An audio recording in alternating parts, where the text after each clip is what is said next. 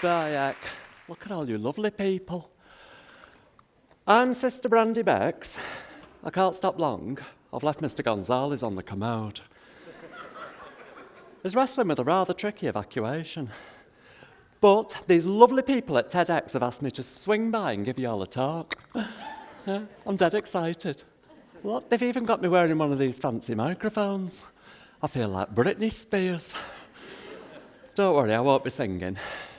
I'd make your ears bleed. I might pop off for a quick costume change, though. Can you imagine if I come back out with a big python round my neck? That'd be something. Be like Kingston-upon-Thames with a splash of Vegas. You couldn't write it. And I've had my hair done for the occasion. Got a patient who's a hairdresser. I said, give me something special for this TEDx extravaganza. This is what she's come up with. She says, it's Brigitte Bardot meets Duffy. I'm not convinced. Maybe I'm just not one for a bouffant. I'll tell you one thing, though. It's fantastic for showing off my hoops. Now, as we're all out on this wonderful day of edutainment, do you like that, edutainment? I've just learnt that word backstage from one of the speakers, Ali Hendry. Oh, she's amazing. Honestly, she could teach those doctors a thing or two about jealousy. They can be a right mardy bunch. But as we're all out listening to talks and having a giggle, you can call me Brandy. But back on the ward, it's Sister Bex. It's not my rule. I'm easygoing about these things. That's our matron, Mary. She thinks it sounds more professional. Now, I've a lot of time for Mary, but she's as mad as a badger and twice as prickly. Like a cross between Kim Woodburn and Hitler.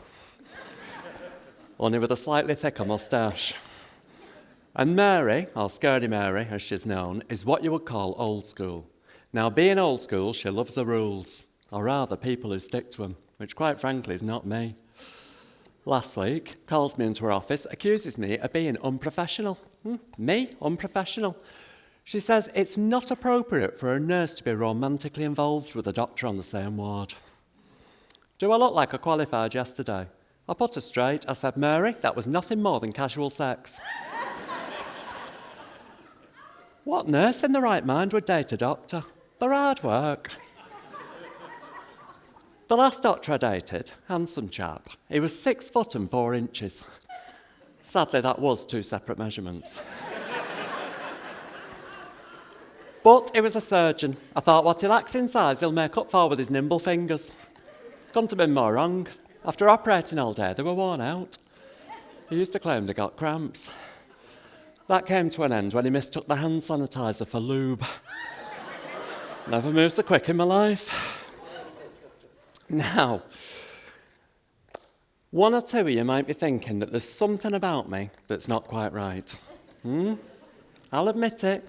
Strictly speaking, I'm not quite adhering to the uniform policy. Should have my hair up and off my shoulders, but there'd be nothing to flick. And those doctors, they love to see me sitting at the nurse's station, flicking myself. To be honest, nursing isn't what I expected. It's impossible to steal any decent drugs. Well, almost. And I do realise that people can feel a little uneasy when they hear about nurses stealing, using pharmaceuticals.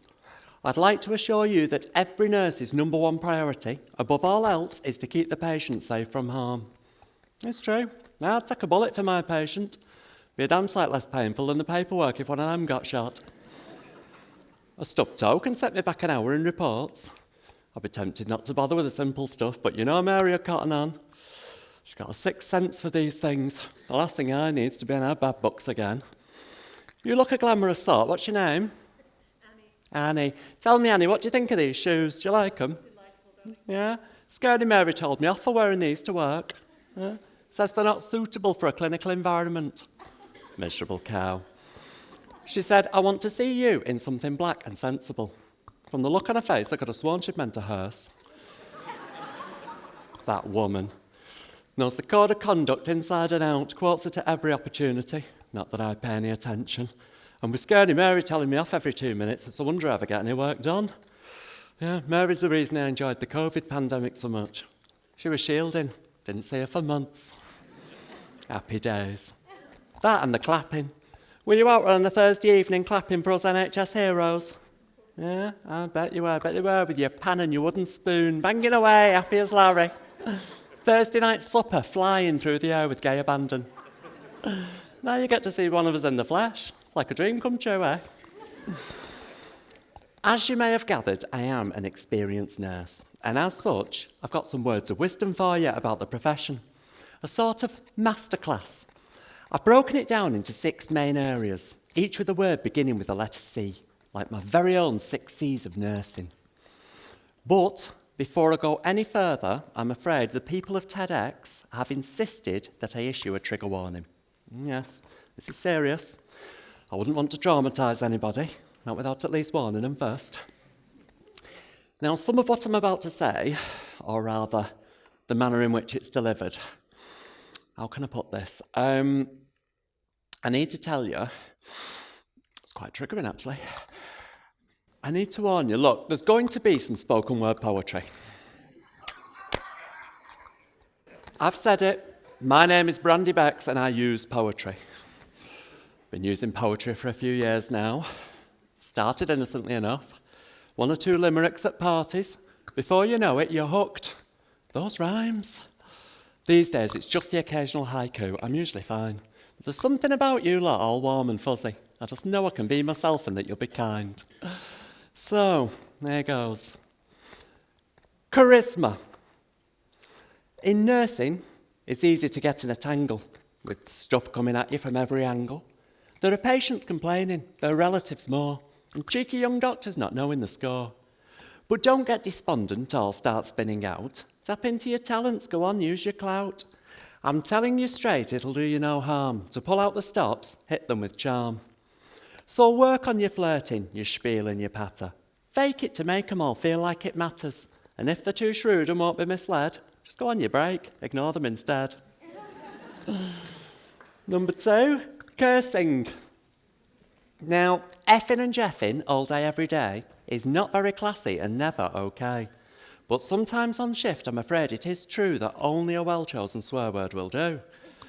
So when pesky patients are driving your spur, your day's going badly, you're needing to swear, when nothing is working on lifting your mood, go hide in the sluice, shout something rude. Number 3, cocktails.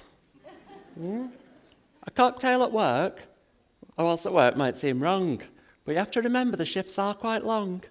And a swift Bloody Mary while you're on your break, it's a much-needed kick that'll keep you awake.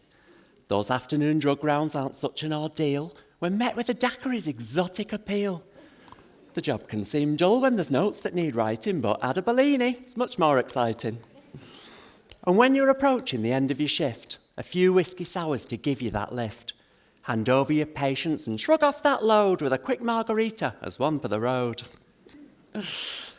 Number 4, costume. Uniforms can be sexy, I won't argue there. But our nurses get up, it's lacking some flair. The high neck, the low hem, this boxy sleeve, in cheap scratchy fabric that won't let you breathe. Now, sadly, our options are thin on the ground, as changes in policy won't come around. But all is not lost if you just do your best. Add in some glamour, stand out from the rest. Accessorise wildly and do it your way. Lace it with jewellery and heels that could slay. Accent that tunic with whatever fits, and those handsome doctors, they'll check out your glitz. What do you think I was going to say? I'm an NHS professional. Number 5, cuddles. I'll admit there are days I get worn out with caring, as the energy needed can often seem wearing. And time after time I think on reflection that maybe it's nurses that need that affection. So if when you're finding it all a bit much, you're feeling a longing for physical touch, don't let your emotions get all in a muddle. Just grab a cute doctor, go and have a cuddle. And finally, a drop of Chanel. This job isn't always as fun as you'd think. Some shifts are a nightmare with tasks that can stink. There are bodily fluids all over the place. They land on your legs, they fly in your face. I've had wound juice upon me from an oozy gash. Leg bags have burst, I've been caught in the splash. The number of times I've been tempted to quit after ending up covered in vomit and spit. Now, there's nothing attractive in smelling of doom, but all is not lost with a dab of perfume. So my best advice, so that no one can tell, is when you've washed off your patient, break out the Chanel. So, there you have it from an experienced nurse. This job can be great, but then also a curse. But take on my words, you'll find it a breeze when you're following Brandy's essential 6 C's. Thank you.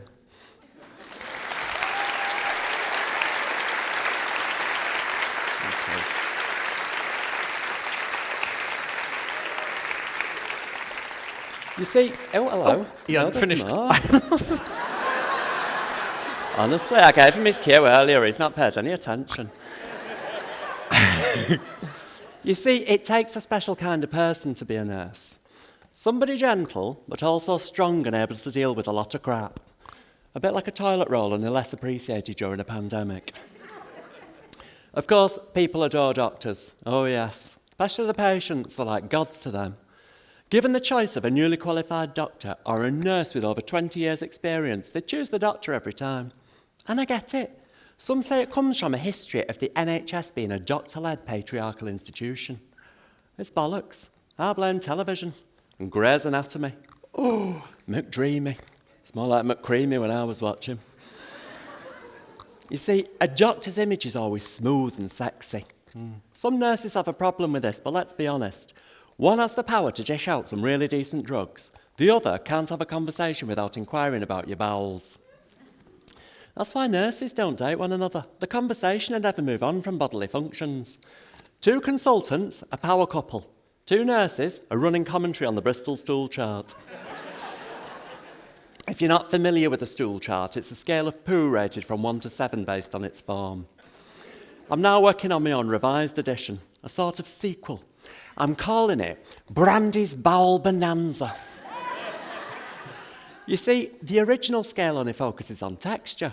Mine adds in several other dimensions like colour, scent, taste. It's a work in progress. I remember this one patient's movement. I had to mark it down as a number 13. There was something about it that wasn't right. It felt unlucky, like there was evil lurking within. Confused Mary no end. She'd never heard of a type 13 stool. She fainted when I showed her the picture I posted on Instagram. I had taken the edge off with a filter, but you could still grasp its essence. In fact, if you look close enough, I'd swear there was a face in those ridges. And with that white froth. Imagine if you could read stools like you could tea leaves. Wouldn't that be a wonderful skill to have as a nurse? She'd only come in with a cute angina. Though I caught a glimpse, it wasn't winning any beauty contest. You see, my problem is a lack of samples. Patients can only give so much. So, I've brought some sample pots with me in case anybody feels the urge. Don't be shy, just pop your hand up if you need to go and I'll give you a pot to take to the bathroom. There's no financial reward, but you can be satisfied with the knowledge that you'll have helped further my research. One day it could be you with a peculiar movement, then you'd be pleased you got involved. Speaking of which, Mr. Gonzalez, he did have an awful lot of prune juice. He'd be swimming off that commode. I'd better go back before he starts another dirty protest. So, pretend it's 2020. You're all in lockdown. It's 8 o'clock on a Thursday evening. Come on, get clapping for your NHS hero. Thank you.